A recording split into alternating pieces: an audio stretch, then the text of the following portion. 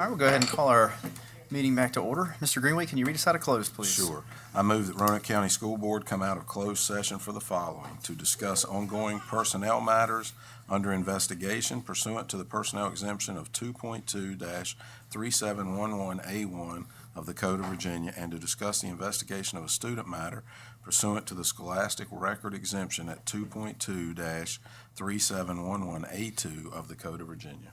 Second. Madam Clerk? Mr. Greenway, Yes, ma'am. Mr. Linden, Yes, ma'am. Ms. Bashani, Yes, ma'am. Mr. Hudson. Yes, ma'am. Now I need to do the motion to, all right, so I move to certify that to the best of each member's knowledge, only public business matters lawfully exempted from open meeting requirements under this chapter, and two, only such public business matters as were identified in the motion by which the closed meeting was convened were heard, discussed, or considered in the meeting of the school board. Madam Second. Clerk? Mr. Greenway, Yes, ma'am. Mr. Linden, Yes, ma'am. Ms. Bashani, Yes, ma'am. Mr. Hudson. Yes, ma'am. Item 2.03, action from closed session. Yes, Mr. Chairman, I move approval of the superintendent's amended contract. Second. Madam Clerk? Mr. Greenway, Yes, ma'am. Mr. Linden, Yes, ma'am. Ms. Bashani, Yes, ma'am. Mr. Hudson. Yes, ma'am. One more action from closed. I move that the Roanoke County School Board approve students for the school year 2024-2025, numbers 1 through 4, for religious exemption. Second. Madam Clerk? Mr. Greenway, Yes, ma'am. Mr. Linden, Yes, ma'am. Ms. Bashani, Yes, ma'am. Mr. Hudson. Yes, ma'am. Well, welcome, everybody. If I can have everyone stand for the Pledge of Allegiance.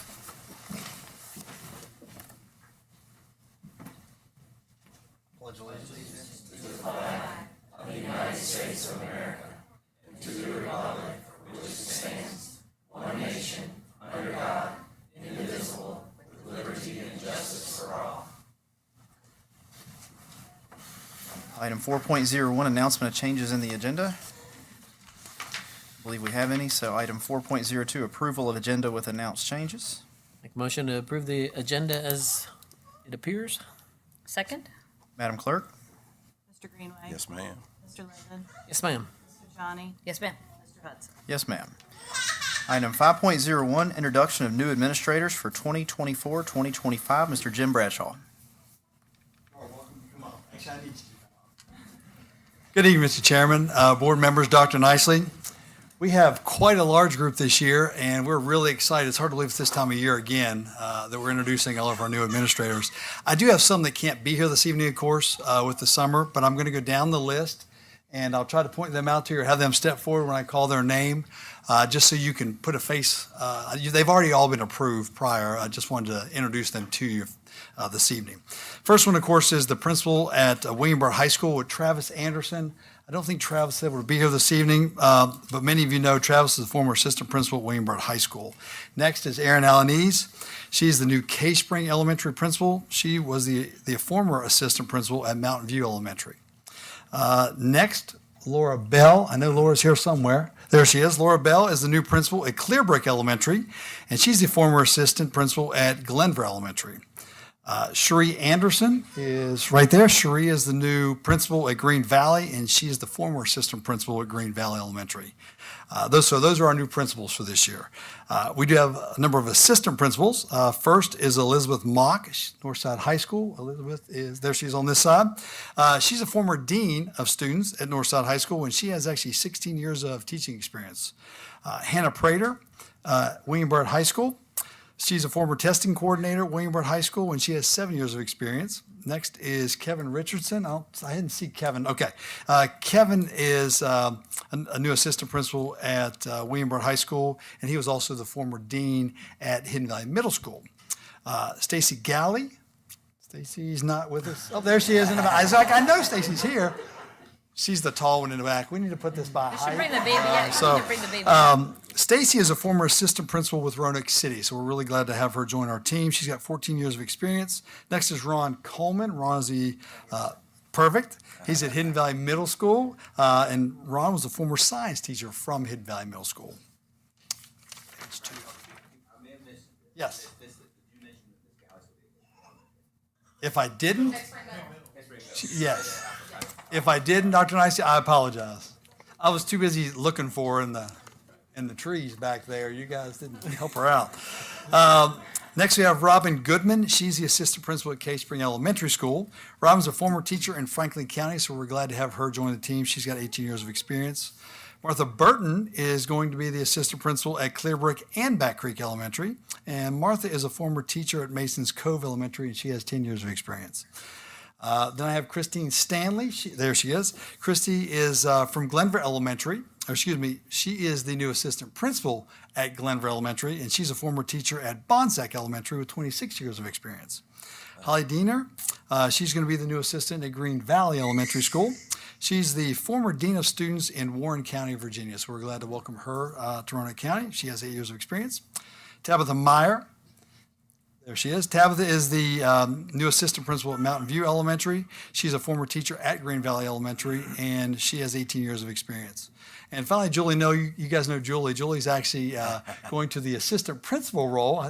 She's really excited about that. I don't know what that says, but excited to go back to the assistant principal at Penn Forest Elementary. So Jenny got a great member as an assistant principal. That doesn't happen very often, you get that kind of experience. But obviously, Julie's going back there. Then I have new instructional supervisors. I have Philip Martin, who's in the back. He's going to be our supervisor of social studies. You guys know him. He was the former assistant principal at William Byrd High School. We have Elizabeth Whitehead. Is Elizabeth here? On vacation. She's lucky on a vacation. She's going to be a new supervisor of special education. She's the former special education coordinator at William Byrd High School. She has 27 years of experience.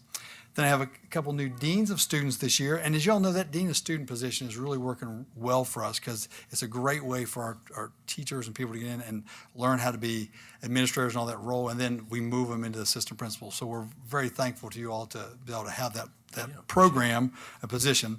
One thing. Yes, sir. Mr. Richardson came in back there. Mr. Richardson. On cue. Yes, perfect. Mr. Richardson, thank you, is the new assistant principal at William Byrd High School. And like I said, he was the former dean at Hidden Valley Middle School. So next we have the deans of students now are Maggie Coffey. There she is. Maggie's a former math teacher at Salem City. She actually was a former teacher with us prior at Hidden Valley High School years ago before she went to Salem. So we're glad to have her join the team. Jeffrey Swanson is the dean of students at Northside High School. He's a former special education teacher at Montgomery County. He has 20 years of experience. I know Jeff's here somewhere. There he is. I'm sorry. So we're very thankful to have him join the team as well. And then we have the new dean of A-STEP, and that's Michelle Lineberger. And of course, you all know Michelle. She's been in the A-STEP program for a number of years, and she has 21 years of teaching experience. So this is a great team. I think we're very lucky. Anytime you have turnover, you're always, concerned, but I really think that we've done a great job this year and looking for great things out of these new administrators. So unless you have questions or anything, I told them they got to have a speech prepared. I'm just kidding. They don't. So unless you have any questions, these are our new administrators. Welcome. We're excited to have you. Thank you. Thank you all.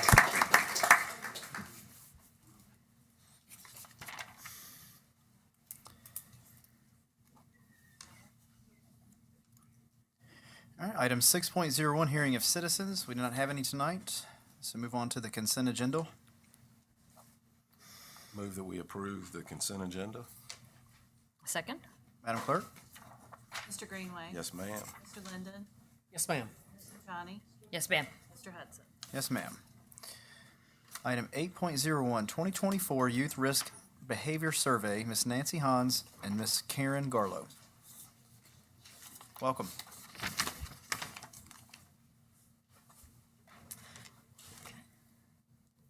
Good evening, Mr. Chairman, members of the board, and Dr. Nicely. Thank you for giving us time to share the data from the Youth Risk Behavior Survey, which was administered to secondary students in grades 6 through 12 in February of 2024.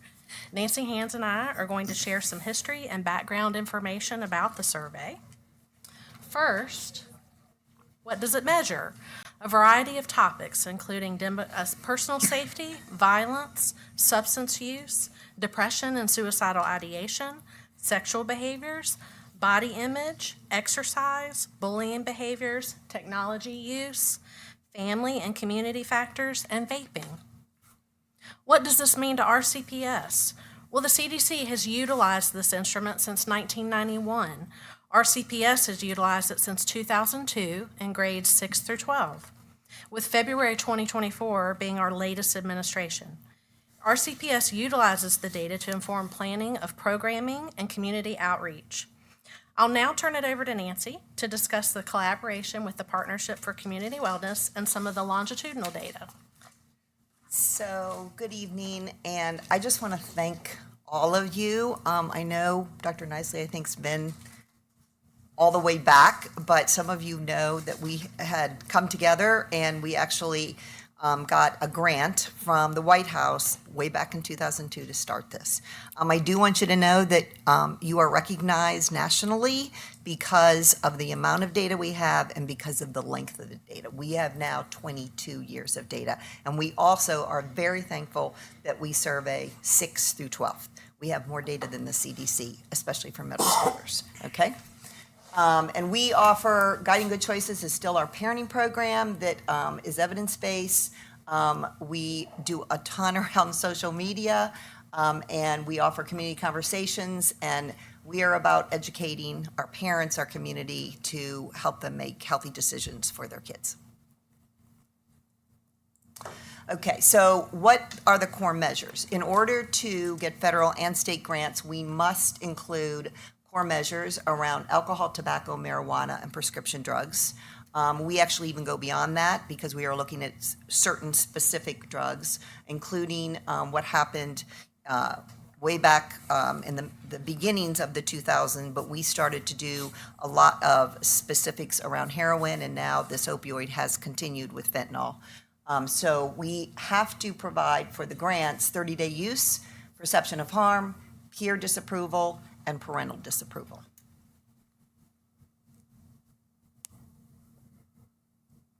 So if you, I think, go back to the middle school. So as you can see, we have been asking around, this is alcohol for middle school trends. We are very, very excited that they continue to go down.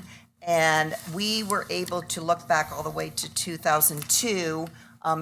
So this is middle school. So you can see we ask ever used, 30-day use, peer disapproval, which we want going up, harm, which we want going up, and then parental disapproval. So we want some of those questions to go down and some to go up. Okay, for the high school. So I just want to make a point that in 2002, 22 years ago, the alcohol trend started with 73% of our students said they had ever tried. We are now down to 38%.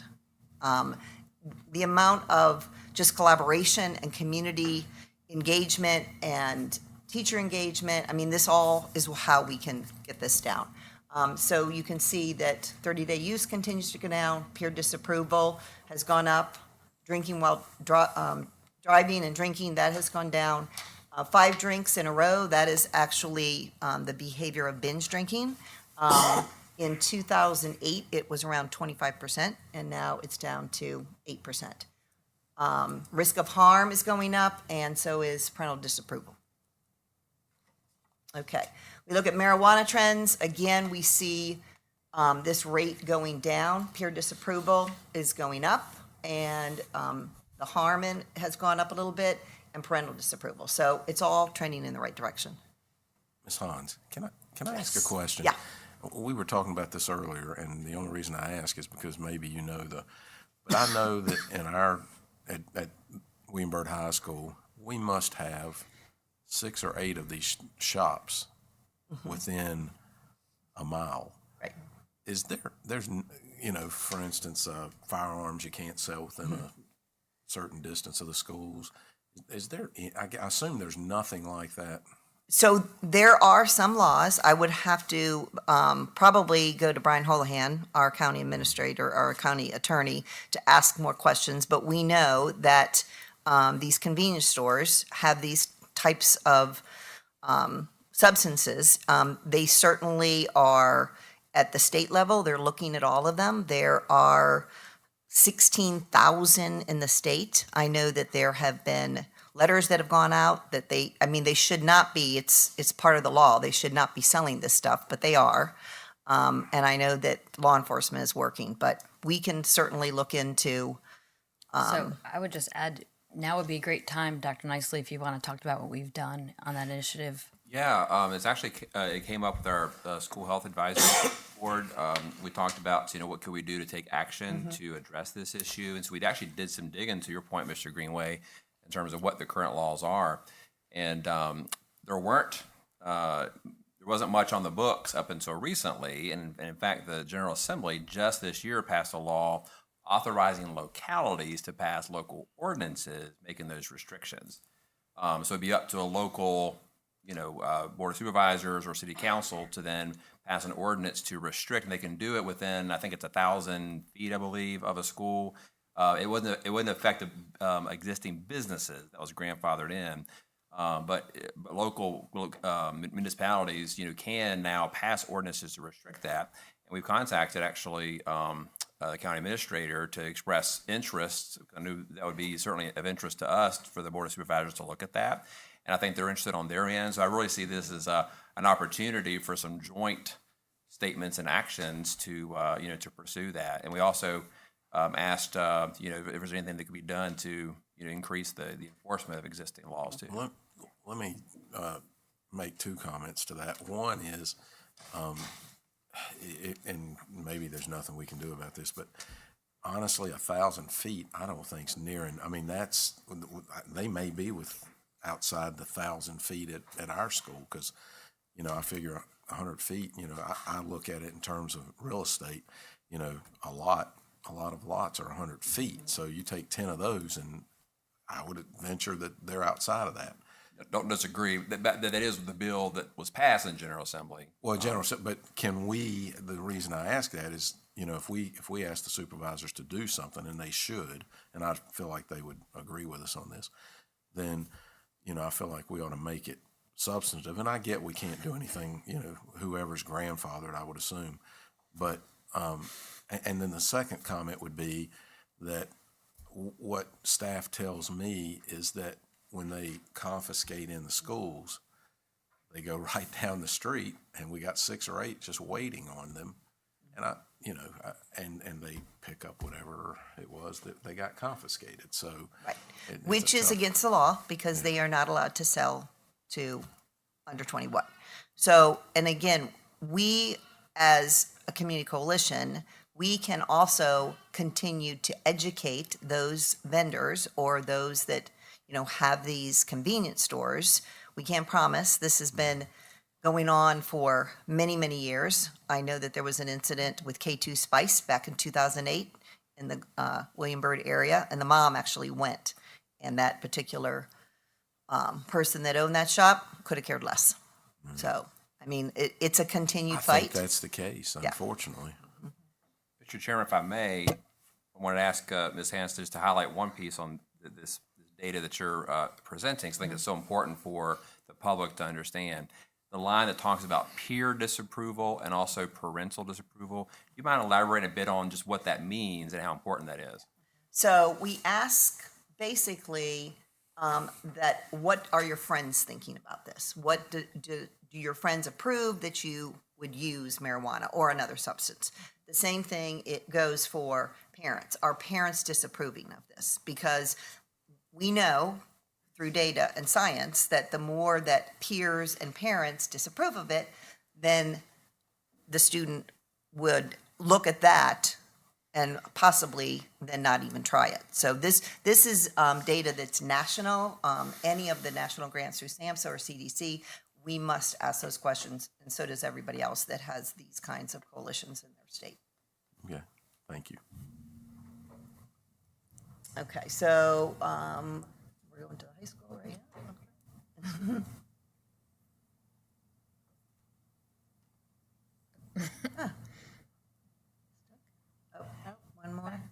One more back. Okay, there's the high school trends.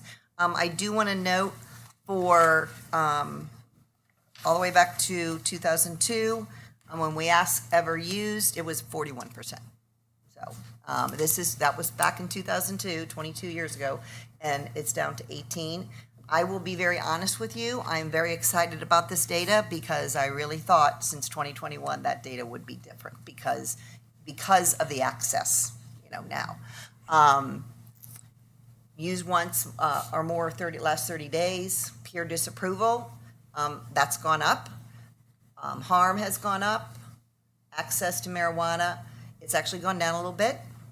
And driving under the influence has gone down, and parental disapproval, which I'm very happy about, has gone up. Because we are not just looking at grandma's marijuana, we are talking about dabs. And those are very, very, very potent, and we are extremely concerned about that.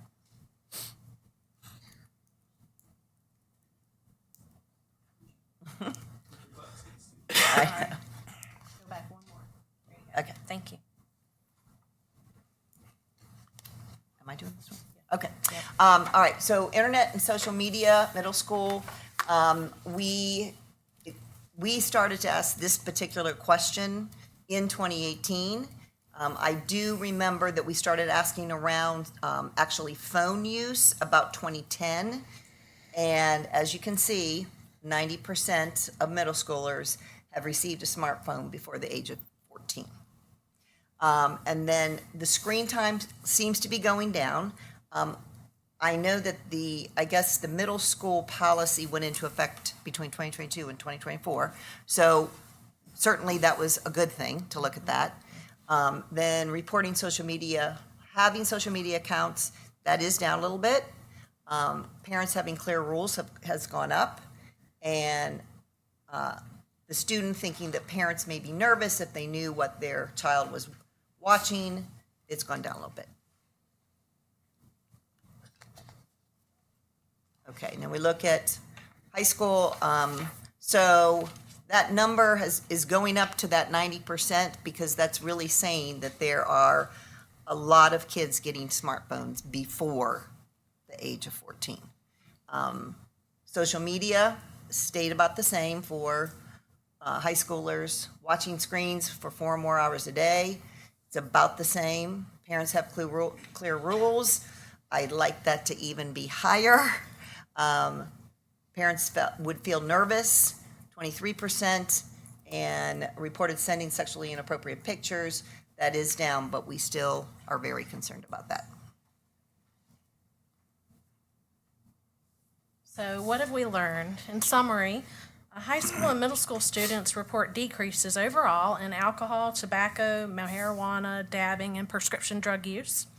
Bullying behaviors have decreased among high schoolers and remained about the same for middle schoolers. High school and middle school students report decreases in depression, anxiety, suicidal ideation, and intentional self-harm. High school students report decreases in concerning online and cell phone behaviors, while middle school students reported decreases in screen time. So, here's some of the specific data. When it comes to depression, feeling sad or hopeless for almost every day for 2 weeks, 31% of middle school and 39% of high school, that's a decrease from the previous administration. For anxiety, feeling anxious almost every day for 2 weeks or more, 33% of middle school and 44% of high school. That's also a decrease. Seriously considered suicide in the past 12 months, 17% for middle school, 23% of high school. That's also a decrease from the last administration. Reporting self-interest behaviors, 35% of middle school and 33% of high school, also a decrease for both. So we note decreases in each of the above feelings and behaviors, still concerning percentages, but we're moving in a positive direction. For the last one, reporting that they're aware of resources and supports that are available to them, 77% of middle school and 87% of high school, which shows an increase in awareness of those supports and resources. Yeah, if I could just interrupt you for a second, if you go back to that slide. So I looked at this last night, and although there you go. What we have learned, I have to say it's still very alarming. I mean, when you look at this, our students feel sad or hopeless almost every day for 2 weeks. 39% of our high schoolers feel that way. That's a lot.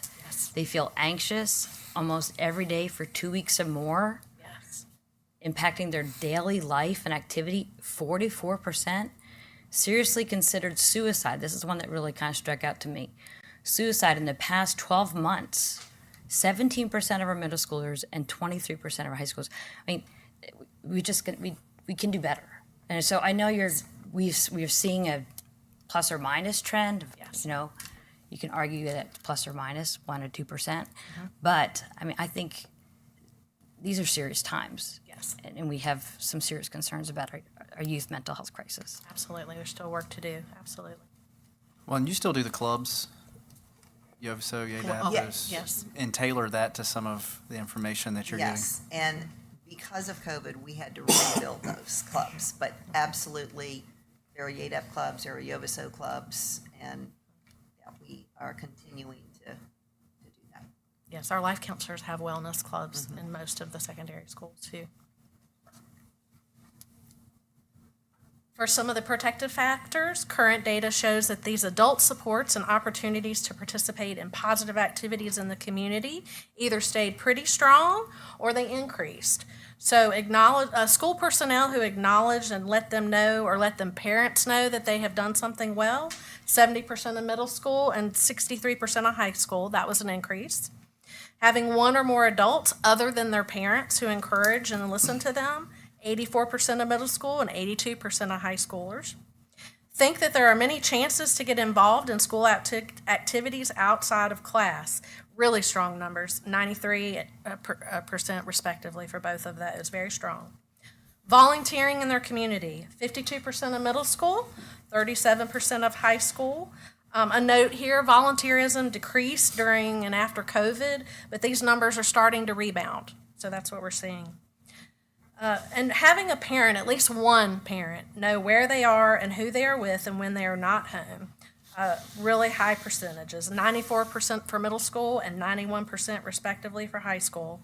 So we owe many thanks to parents, teachers, support staff, and other community members for providing supports for our students.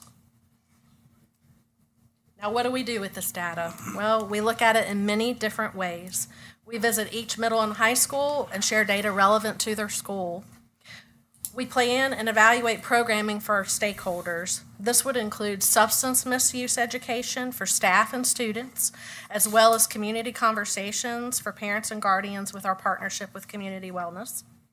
For students, this includes signs of suicide, vaping, anti-bullying, mental health and trauma education for students, as well as health and family life education. We continue to encourage healthy and supportive relationships and interactions for our students and our parents. We couldn't expand our impact to stakeholders without the continued support and collaboration with Nancy and her team. So I'll let her share the many good works that they have provided.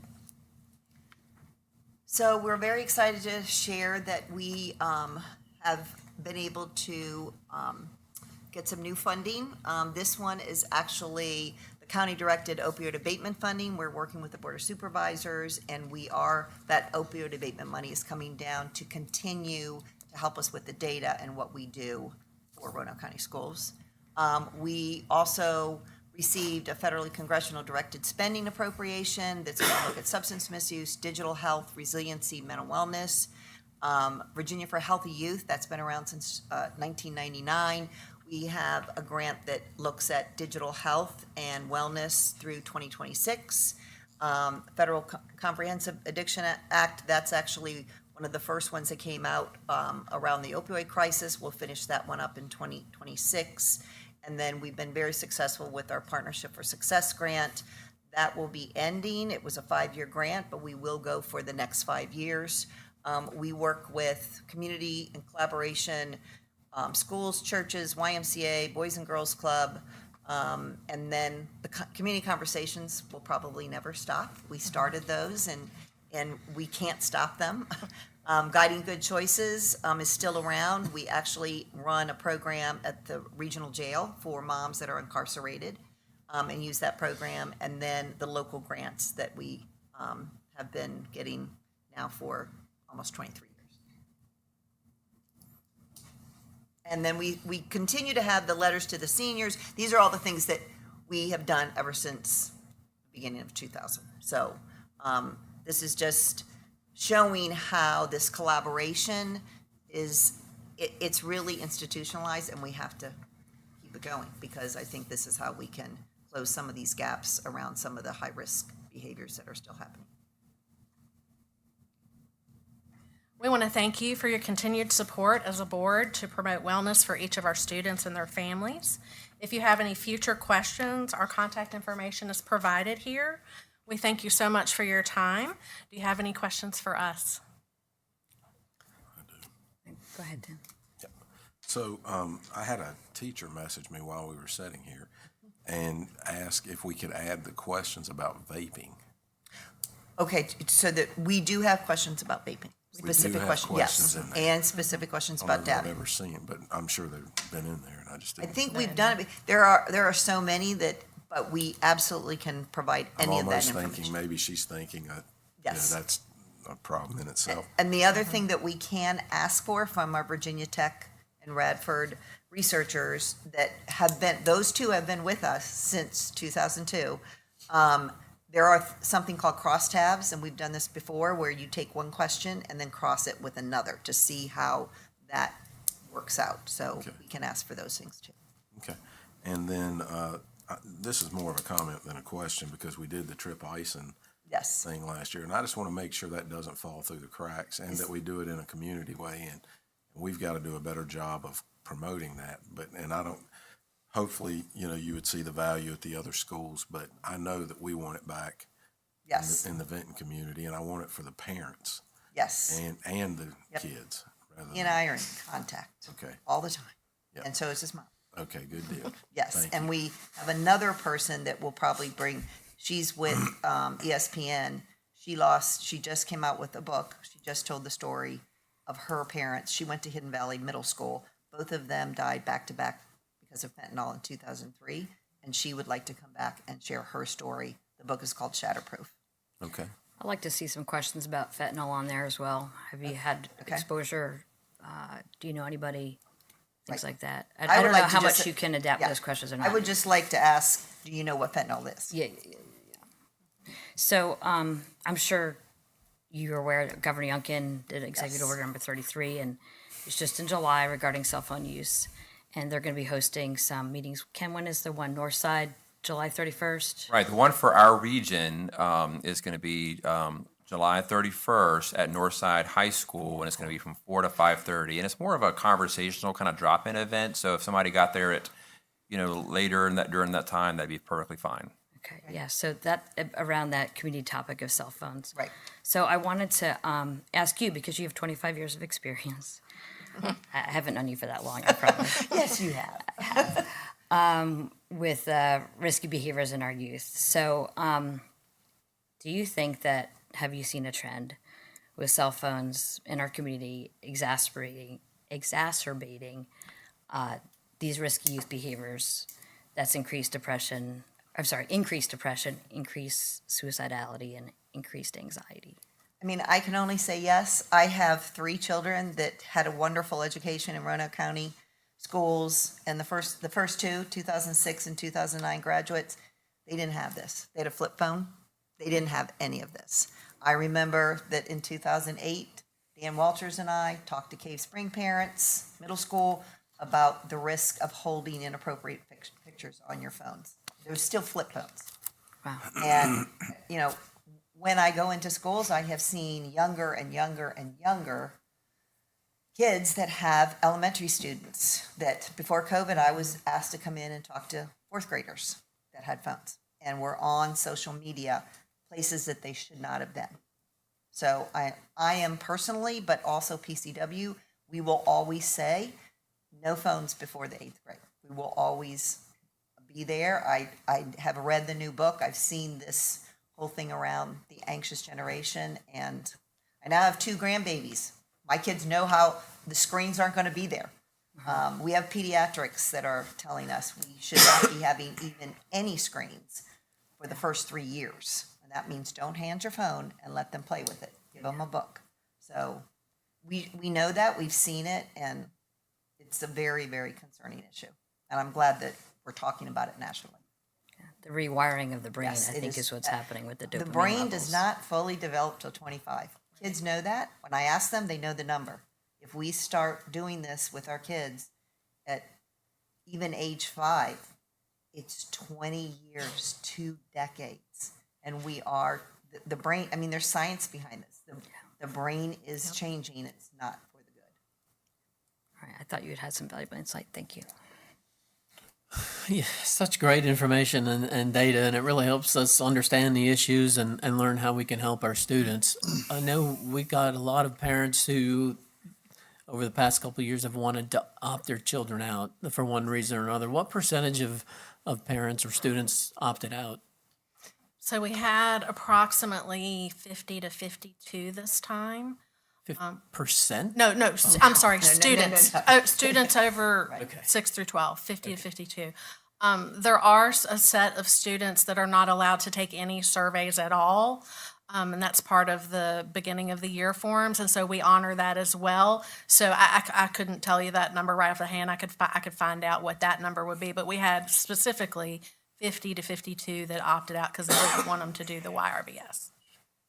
So a very low percentage. though. Yes, Very low. yes. And I think that's been through the years, especially when Fran Kiker and I used to have to just pull it and look for it. And then there are some, not anymore because this is online, but there were some when they were hand done that gave us different messages.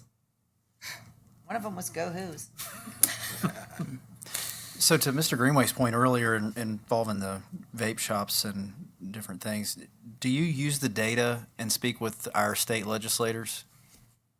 We have, and we are part of a statewide community coalitions of Virginia, and so we're able to do it through them. When some of the THC Delta 8 things came in, we were immediately on the phone to some of our legislatures. I was immediately, talking to Brian Holohan at the time. This was 2021, and we're continuing to let them know this is still happening. The convenience stores are not following the law, and we work very closely with our law enforcement too. Right. I just think it'd be good to lobby to our state Yes. legislators, and they're pretty easily accessible here around. So if you need some connections with that, let me know, Okay. because I think that the data could really be used to kind of back that point that something needs to be done with some of this stuff. And I do want to offer that we are here also for parents and grandparents and caregivers, because I think having them get on board with this, and we have all kinds of resources to help them even talk to their kids about this. So it's really something that we have to do it in a partnership with parents and grandparents. Yeah, that's what I was getting ready to say, and I think we probably do some of this with new orientation. Do we do that with middle school orientations or high school orientations or parents? I mean, do we educate parents on a lot of this stuff? Correct me if I'm wrong, Ms. Garley, you could probably speak to this better than I, but as far as like the resources, those things are covered. These community conversations that we partner with, those are powerful tools. We would like to see a lot more parents come out to those, And that's, I know takes that's, time, it does, and that, but as far as the in-depth conversations, that's a powerful tool if folks will come out. But to your point, anytime we have a readily available audience, it's always good to at least mention some of these things and point them in the right direction, even if they're there for another purpose. If we could sort of make a mention, that's always a good thing to leverage. sure, and I think a lot of parents don't want to admit it or to think that their kids are unaware when that's not the case. And it's sad, but and I was dealing with it many years ago. I mean, this was back about 2014, 15 when I was an SRO with the naked pictures, and it's terrible because once it's out there, it's out there. When you give these cell phones, you're not giving your kid access to the world; you're giving the world access to your kid. Oh, absolutely. And it's definitely something that these parents need to pay attention to.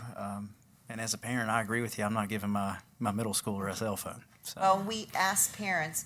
Common Sense Media came out in 2014. I remember Dr. Lang literally saying, "Have you seen this yet?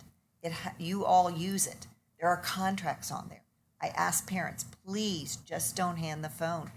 Let's talk about it. And we all have to look at ourselves because this phone rules our lives. It does. So we have to sort of look in the mirror and say, okay, let's try to do this as a family. I think there has to be some collective action. Yes. Because from everything I read in The Anxious Generation by Jonathan Haidt, the issue is that the kids come home, of course, we've all heard it, well, everyone's got one. Well, not everyone. That's right. Maybe some, but if we could get some instead of most and all, we're doing a little bit better job. So to get your community on board collectively to tackle these situations is going to be your best case scenario. And we have a lot of resources. There's new resources coming out all the time. One of them that I found just in the last couple of days, and basically it's because childhood is too short to spend on a smartphone. And we just need these kinds of messages. It's just too short. I'll mention for parents that are specifically reaching out for help, maybe they don't want to come out to something that's a large group gathering, they might want more specific information. We have many staff members available, life counselors, school counselors, administration. There's different people to reach out to, so don't let it stop you. If you want more information, certainly reach out to our staff members and they will point you in the right direction, get you in touch with Nancy, get the resources available to you. And it's a great time to recognize Dr. Hughes in the back and her counseling staff, because you look at the numbers of the anxiety and the depression and all of the other things that you've mentioned, and yeah, I know that it puts a lot of stress and strain on our counselors. And thank you, Dr. Hughes, and to your staff for everything that you do for us on a daily basis, because I know it doesn't stop at 3:30. Thank you. Thank you. Thank you for everything. Thank you so much. Item 9.01, approval of signatures in the absence of the superintendent. Superintendent Dr. Nicely.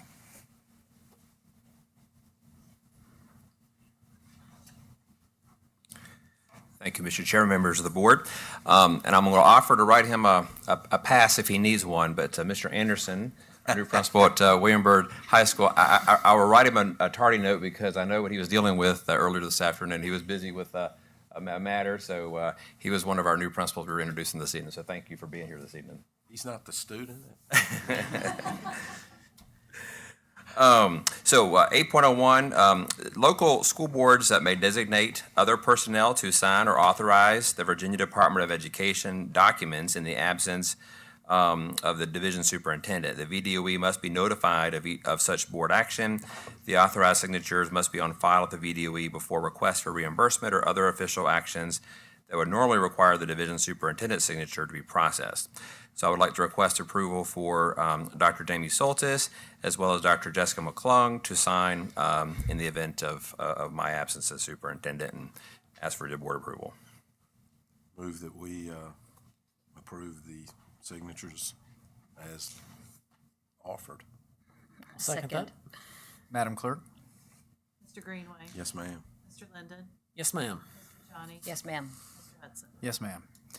Item 9.02, approval of comprehensive agreement for construction of new CTE center and renovation of W.E. Cundiff and Glen Cove Elementary Schools. Mr. Todd Kegels. I think David wants to do it. Chairman Hudson, members of the board, and Dr. Nicely, tonight we would like to present the comprehensive agreement between the owner, Roanoke County Public Schools, and the contractor, Branch Builds, regarding construction services for the new Career and Technical Education Center and renovations and additions to Glen Cove Elementary School and W.E. Cundiff Elementary School. We have with us this evening Michael Masheri, lead designer and project manager representing RRMM Architects, Doug Childress, director of pre-construction, and Burton Austin, vice president of business operations for Branch Builds. They're going to give you an overview of the design and costs of the project. Mr. Chairman, Mr. Hudson, members of the board, Dr. Nicely, it's good to be with you tonight. The images we're about to look at, a lot will be redundant, which is a good thing.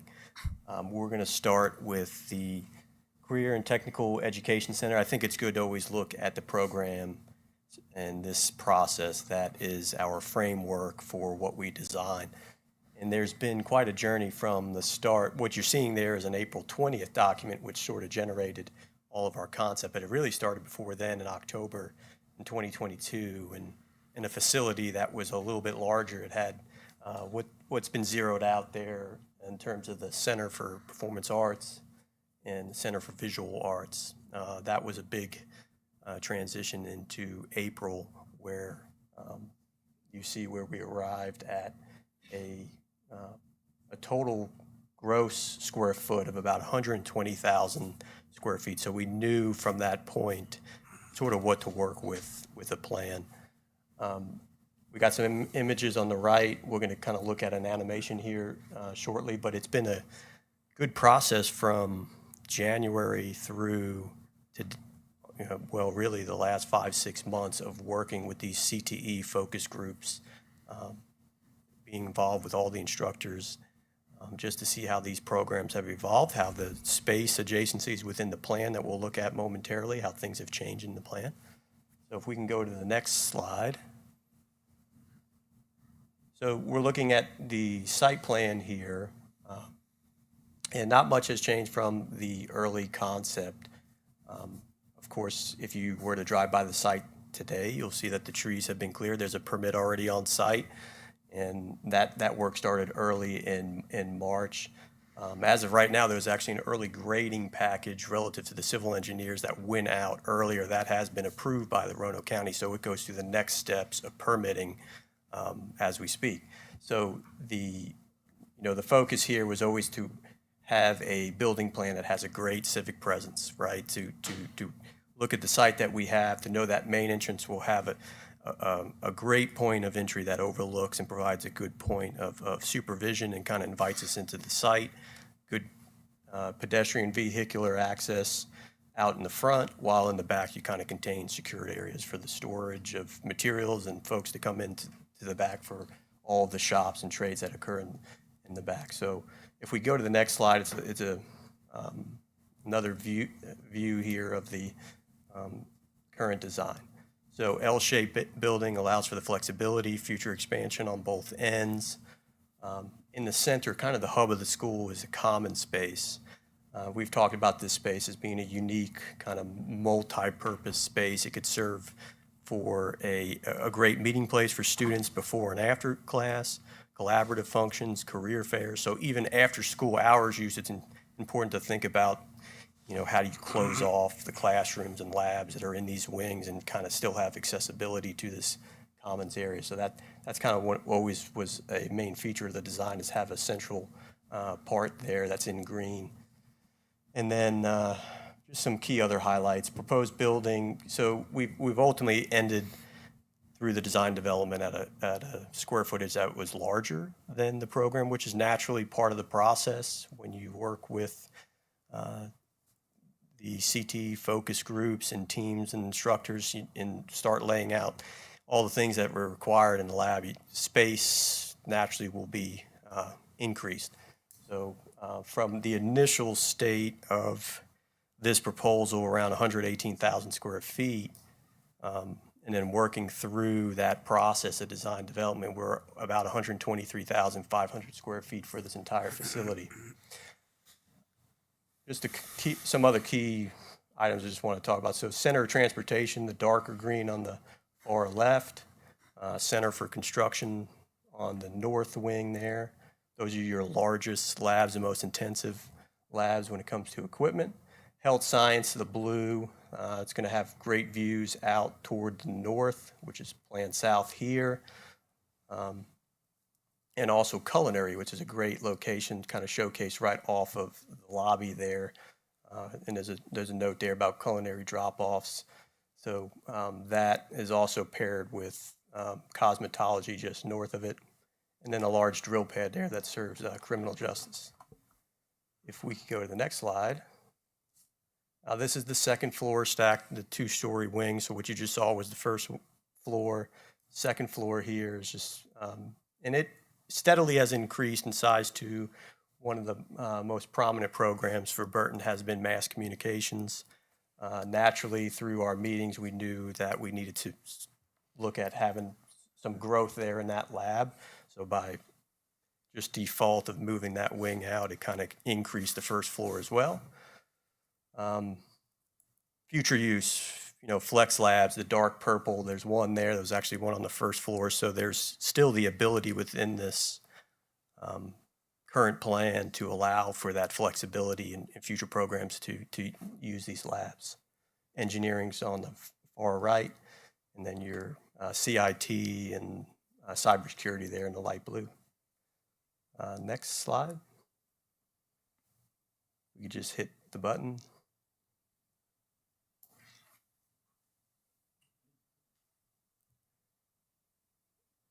Now we just start to see the animation here, and of course, the images that you're seeing just have a nice civic presence. This building, we've appointed, the type of materials that are, fit this county between the use of the stone and the brick and the glass, and then back here is the secured shop areas.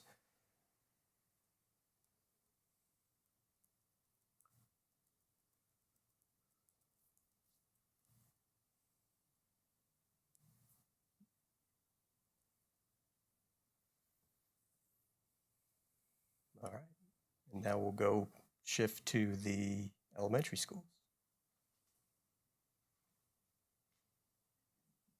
All right, so for the interim stage, which was back in February, these plans here were very similar to show at the same time in terms of taking the approach and the design for both of these schools in kind of an equitable fashion. So the key here was the bus loops were positioned to be at the rear. Admittedly, always felt that could be a great idea, but the more you start to look at kind of the day-to-day of a principal and staff monitoring buses, drop-off, coming and going, both before and after school hours, we arrived at a bus loop that is now positioned more in the front of the school rather than at the rear. And that saved on things like extra grading, the time to put in this road to reach the bus loop in the back, all of which we still maintain much more parking than is there today. And if we can go to the next slide. So this is where we're at today. If you look at the top right, that is W.E. Cundiff, the bus loop position on the right, service area that's still separated from the main part of the school.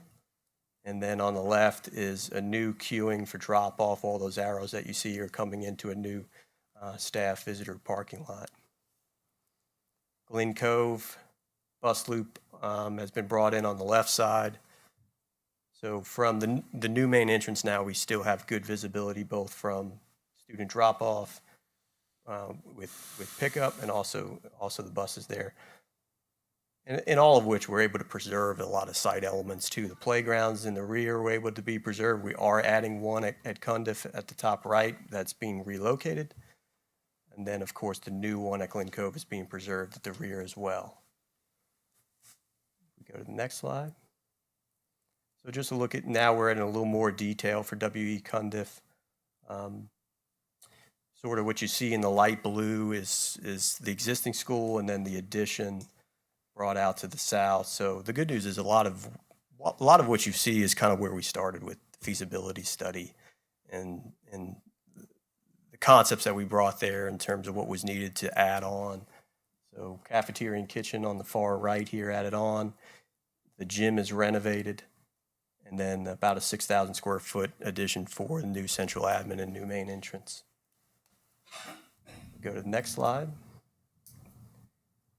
As you know, both plans for the second floor are very similar.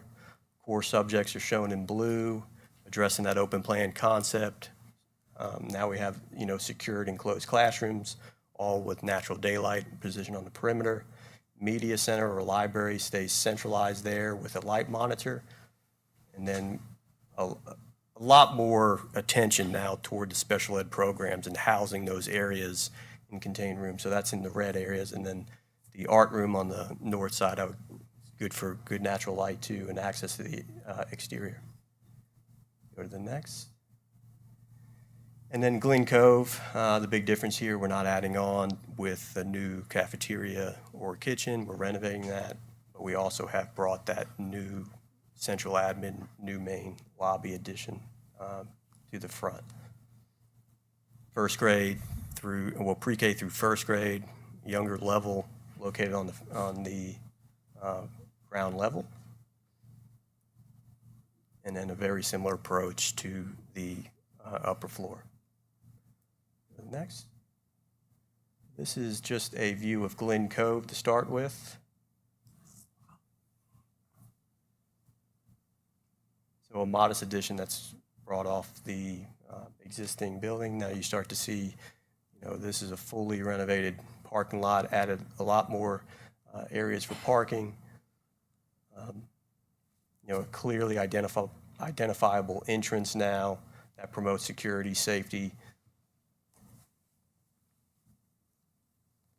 And I believe one more video for W.E. Cundiff.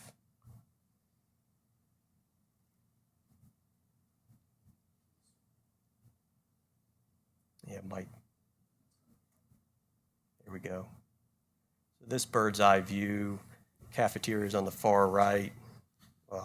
Lot glass there, lots of natural daylight coming in through the south side. And then, of course, the modest addition of the admin there on the left, main entry seen there. Still, of course, speaking to the same type of architectural character that's there in terms of the brick that we're pointing there. And you see the gym that's kind of centralized there, so just kind of building around it there. I think that concludes the design portion. And if there's any questions related to the...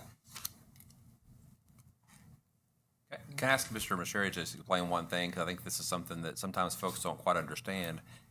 Currently at both schools, we have the open concept classrooms, which means those classrooms are very condensed. So can you explain just briefly why mitigating all of that, which you've shown in the concepts, also it forces other functions to be pushed out? I mean, why does it take more space to create classrooms with the proper egress and all of that? And then the ramifications of that. That's something I think sometimes folks don't quite understand. Yeah, so right now we know there's almost no walls in these schools right now in the open plan concept. So what you have are corridors and circulation paths that don't even meet code. So when we first address having to start renovation, we start looking at just meeting those basic criteria. And these main thoroughfares that we're showing on those plans kind of achieve that first and foremost. And then, of course, going back to the framework programming, there's actually an additional classroom shown in these schools with the 2 pre-K rooms. So you have 26 core subject classrooms in both schools. So that's an addition from what is there today. Just to add addition, both schools also currently have mobile units outside the school. And so, of course, we want to bring those functions in the building too, which means you have to have space for that. Right. So by the end of the project, there would be no mobile units required. Nice. Oh, really? Well, thank you. Thank you. I It looks appreciate great. it. Thank you. Good afternoon, Dr. Nicely, Mr. Pagels, Chairman Hudson, Roanoke County School Board. Burton Austin with Branch. I believe it was very recently we were here discussing the budget and everything associated. Hopefully if we can get this to connect, we'll do a quick rundown of the budget and how it all kind of shook out, meeting the actual budget for the schools. And this was part of the board packet, I believe, that y'all had received. So if I go through something a little fast, just please stop me. And if you have questions while I'm speaking, just please let me know. So at the very top, we kind of started with the interim agreement back in February for the CTE, W, Cundiff, Glen Cove. That's a lot of work that RMM had put into it as far as the design. And as we progressed through, we began refining the design and the budgets. When we look at the total cost of building and site construction, you have that broken out there with CTE, W, Cundiff, and Cove. About $49 million for the CTE for just the building and the site. 21 for Cove, 19 million for Cove, 21 for Cundiff. And how all that shakes out in the very end is we were able to meet the 132, 814, 888 budget. Small shift in the CTE being around 75 million and the 2 elementary schools being around 56.9 million. Pause there for a second. It really took a lot of work from your staff. Dr. Nicely, Mr. Cagel's put in a lot of hard work with the third-party consultant, Skanska, that was brought in to work with the Branch RRMM team. And they were able to highlight a lot of items that would benefit from the direct purchase from the county that allowed the save in sales tax and other avenues that could be made through cooperative purchasing agreements with the state that would save the project budget overall. And also Branch was able to shift some different contingencies and things, reduction in contingency through refinement of design. That allows us to feel very comfortable coming here tonight and saying that we're ready to build these schools for the budget presented. Thank you.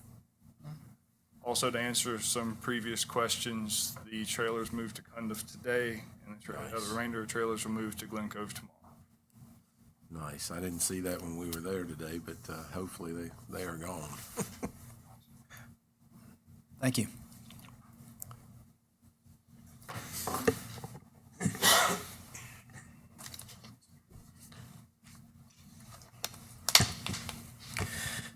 I'll just say we're confident that we're getting right-sized, right-priced, right-designed facilities that all of the citizens of Roanoke County are going to be proud of when they're done. I want to thank Burton and Doug and Jason Pack, who's not here this evening, for their hard work, along with Stacy Haney and Peter Lubeck. Those folks were all instrumental in getting us to this point for tonight, and so I appreciate all of their hard work. At this point, staff recommends approval of the comprehensive agreement with Branch Builds for the construction of the new CTE Center and the renovation of W.E. Cundiff and Glen Cove Elementary Schools, and that the board authorize the superintendent to execute the comprehensive agreement and execute a revised memorandum of understanding with the Board of Supervisors to effectuate the terms of the comprehensive agreement. Mr. Chairman, I move that we approve the comprehensive agreement with Branch for the construction of the new CTE Center and the renovation of Cundiff and Glen Cove Elementary Schools, and that we authorize the superintendent to execute the comprehensive agreement and execute a revised memorandum of understanding with the Board of Supervisors to effectuate the terms of the comprehensive agreement. Second. Madam Clerk. Mr. Greenwood. Absolutely. Mr. Linden. Yes, ma'am. Connie. Yes, ma'am. Mr. Hudson. Yes, ma'am. Thank you. Thank you, Mr. Kegels. Thank you, Appreciate Mr. all the hard work. Kegels. Yep. The RRMM, Branch, Skanska, thank everybody for all their hard work putting that together. Item 10, hearing of citizens. We do not have any. Item 11.01, report by Roanoke County School Superintendent, Dr. Nicely.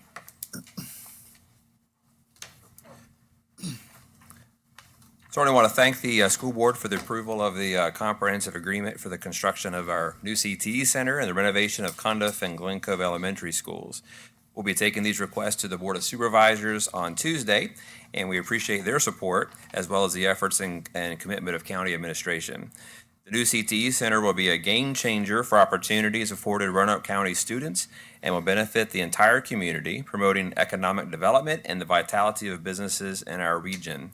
The renovation of our last two schools with open concept classrooms has long been a priority and will dramatically improve the learning environment of those two schools.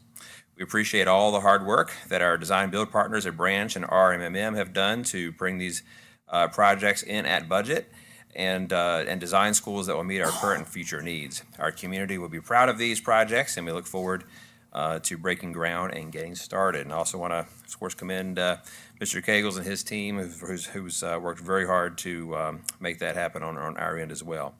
Congratulations to Horn Elementary for being selected as the Virginia Technology and Engineering Education Association for the 2024 Virginia Elementary School Technology Education Program of the Year Award.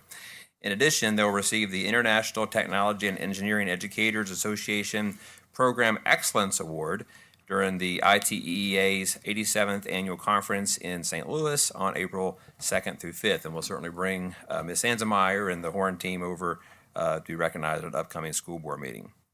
You may have seen in the news that Governor Youngkin announced that last week Virginia has been recognized as America's top state for business in 2024.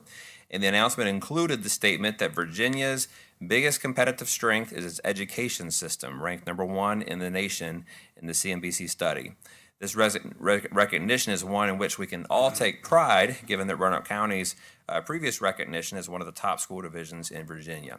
Thank you to our school board for providing the resources needed to make that happen and supporting our administrators, teachers, staff, and students in their continued efforts. I want to thank our counseling staff again, led by Dr. Hughes and also Karen Garlow, and to Nancy Hands for the partnership of Community Wellness for their continued work on behalf of our students and families in Roanoke County. The YRBS results show that we're making progress in our education and prevention efforts, but as been mentioned, there is still much work to be done, and the work to keep students safe and help them make good decisions is never ending. We also want to remind parents, teachers, staff, and students to participate in the survey to gather input on policies affecting the use of mobile devices such as cell phones in our schools.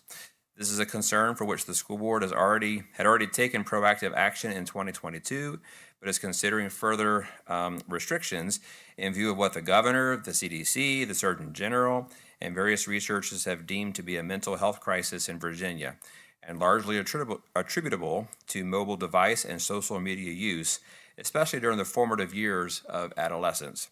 The survey link, of course, is found on our website and will be open through Sunday, July 28th. And of course, we'll bring those results back for further recommendations and action by our board at your work session on August 6th. Finally, a reminder that the annual Load the Bus school supply drive will take place at area Walmart stores the weekend of August 2nd through 4th. And we'll be hearing much more about that, of course, from Mr. Lineberger, whose leadership we appreciate in making that happen. Thank you, Mr. Chairman. Thank you, sir. Item 12.01, reports and inquiries of board members. Mr. Linden, would you like to go first? Yes, sir, Mr. Chairman, thank you. I'd like to welcome back Dr. Soltis to your first official meeting as our Deputy Superintendent. Good to have you back, and congratulate all our new administrators and assistant principals that were here tonight. Such a great group of smiling faces and great group of people. Happy to have all those people moving up and the new faces that came on. So we've got the best superintendent in the state. Truly appreciate the job that you're doing. Our contract modification tonight is well deserved, and I am confident that you will continue to make us proud. So congratulations on that. And also just excited, as you said, on that comprehensive agreement for the 3 schools. It was not easy. It took a lot of back and forth. It took a lot of time.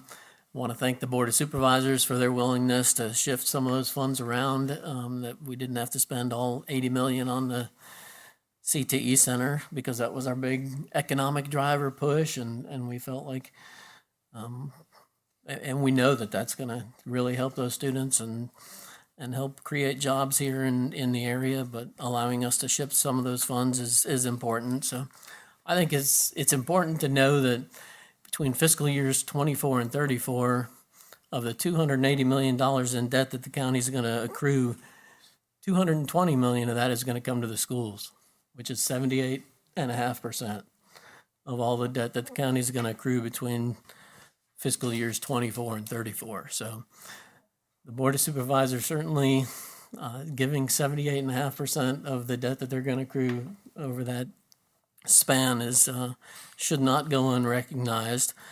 And they understood that we needed those 3 schools done. They truly did.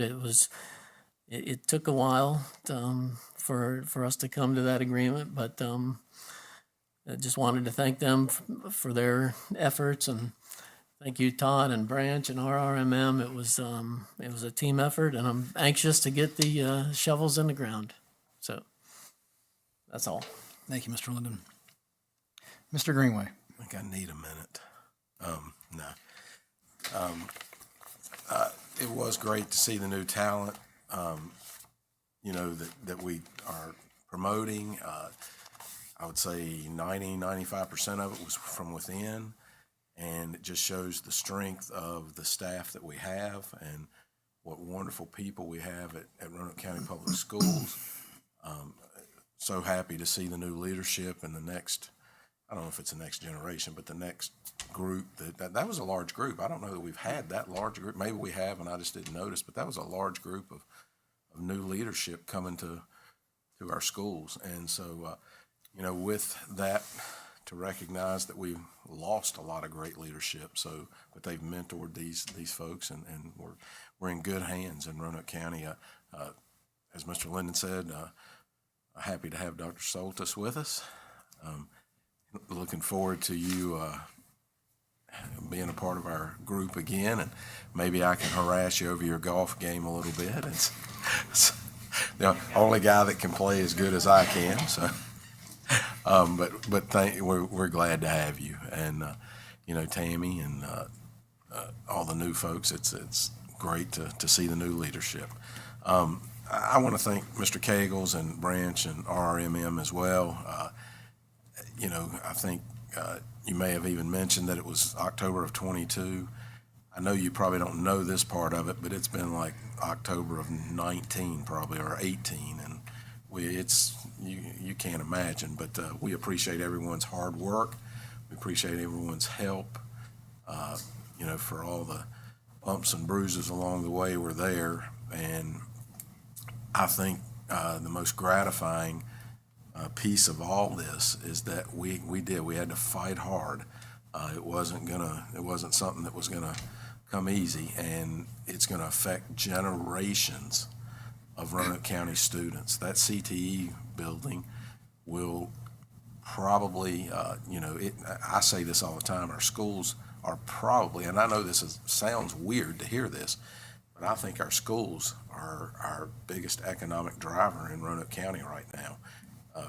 Because we haven't brought a lot of jobs, but the first thing when they ask about real estate is, what are your schools like? And so being 11th in the state, as Dr. Nicely said, that's a big deal. And so if we're tops in the nation in Virginia, we're 11th in the state, what does that mean?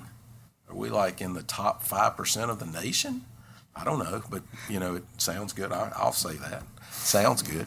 So, thank you to everyone. I really mean that. I think when you think about this, we had the one opportunity that 5 districts came together and said, the CTE program is that important to bring it forward. You had to put something else on the back burners to make that happen. And so I'm proud of the fact it was over 2 boards that did that, one that got it started and one that got it finished.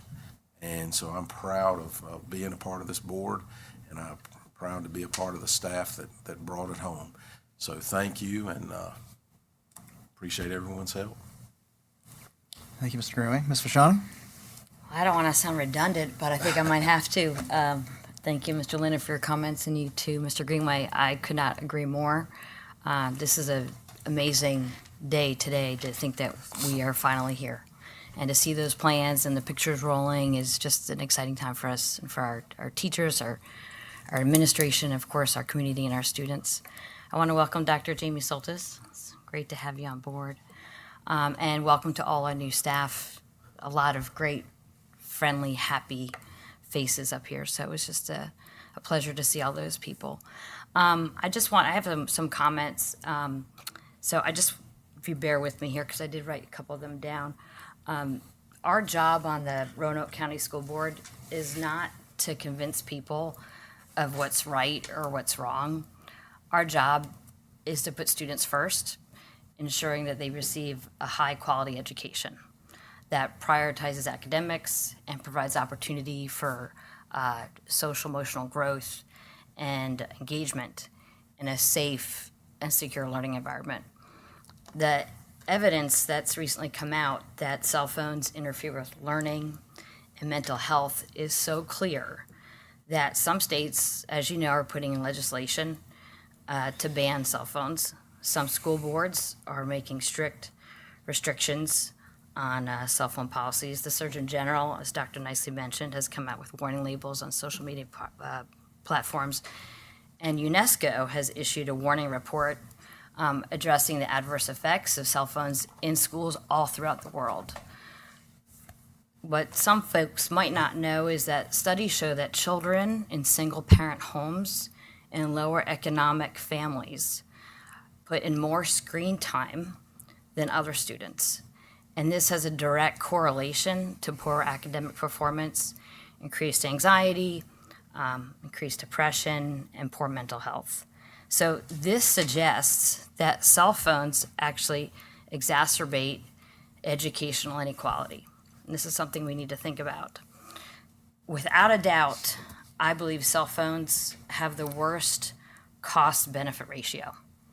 We know they're addictive. They're loaded with apps that are designed to ping and notifications and increase dopamine levels.